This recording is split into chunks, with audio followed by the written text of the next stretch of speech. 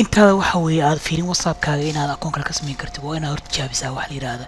in whatsappka update yahay in kale google play aad tegaysaa meesha qoraaxa ku qoraysaa whatsapp kadib waad isku sii dhufanaysaa whatsapp messenger nin waa eegaysaa hadda aan whatsappka ugu jiro waa up to date marka taas waxay suurta gelinaysaa inaan waxa la yidhaahda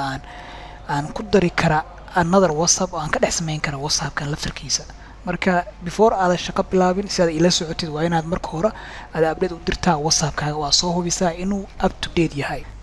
sidee whatsappkaaga uga dhex samaysan kartaa lambar kale adigoo aan soo dejisaneen whatsapp gb iyo wixii lamidka ah kadib markii shirkadda whatsapp ee weerar ku qaaday ama ay joojisay dhammaan nambarada badan oo lagu isticmaaliyey whatsapp gb iyo wixii lamidka ahaa whatsapp waxay soo kordhisay fursad cusub oo ah inaa whatsappkaagii originalka ah oo shirkadda inaad ka dhex samaysan kartid lambar kale haddii aad u baahan tahay marka step by step ila socda waxaad samaynaysaa marka koowaad waxaad dhexgeli doontaa whatsappkaagii caadiga ahaa oo aad waxa weye google play kala soo degtid waxaad raadinaysaa whatsapp newska meesha ku qoran tahay oo shirkadda ay leedahay meeshaas ay xogaha cusub iyo updateka cusub ay ugu soo gudbiyaan macaamiisheeda meesha markaa raadaysid markaa dhex gashid waxaa kusoo baxaya waxa la yidhahda updateka ugu dambeeyo halkan waxaa uga jeeda waxa weeye in nala siiyey akoon kale inaan ku samayn karto numberkaas hadda meesha ka muuqda waa numberka aan ku isticmaalay sida caadiga originalka ah waxaan rabaa inaan number kale ku daro aniga oo aan soo dejisanina whatsapp kale meesha aad accountan ku dhufanayaa markaan ku dhufto sidii caadiga whatsapp cusub baan sameynayaa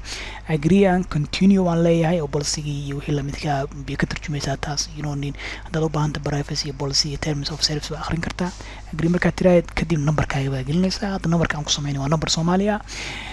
numberka sida caadiga ah oo whatsapp u isticmaali jirto kala gelinaysaa furaha iyo numberkii baad israacinaysaa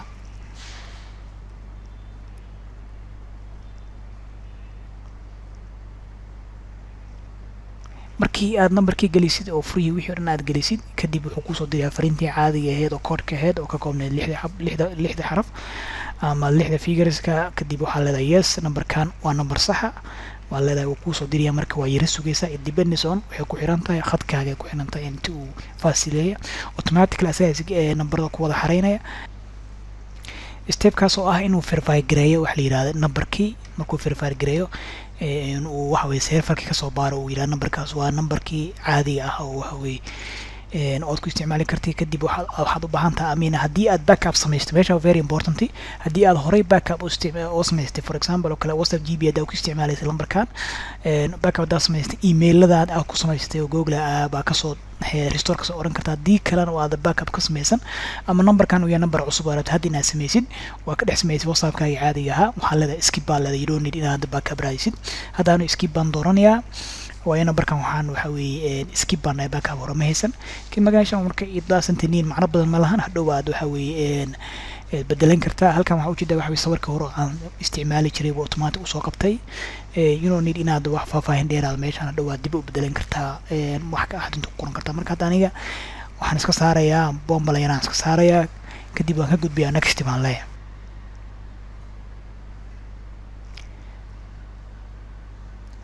kadib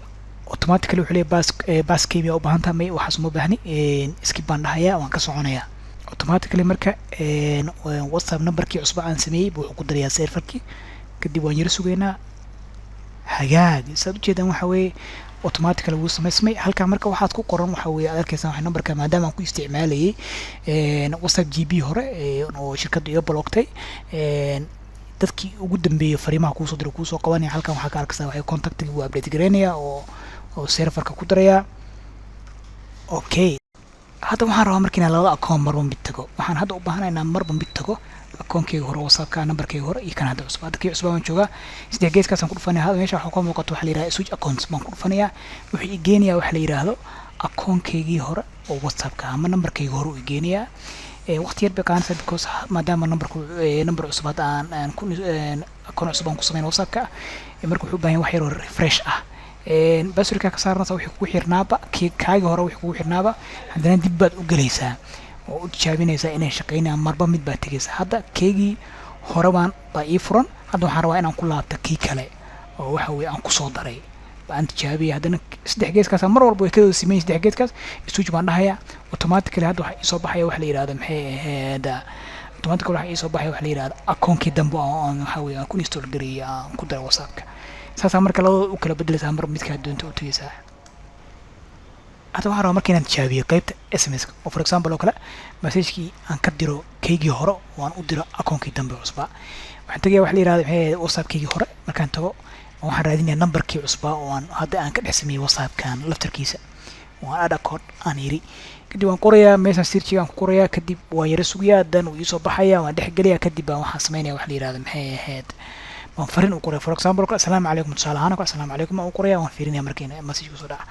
automatic soo ujeedaan oo kale waa ka korbe ka soo baxday ee message-kii hebel message-kaas ku soo diray camal oo kale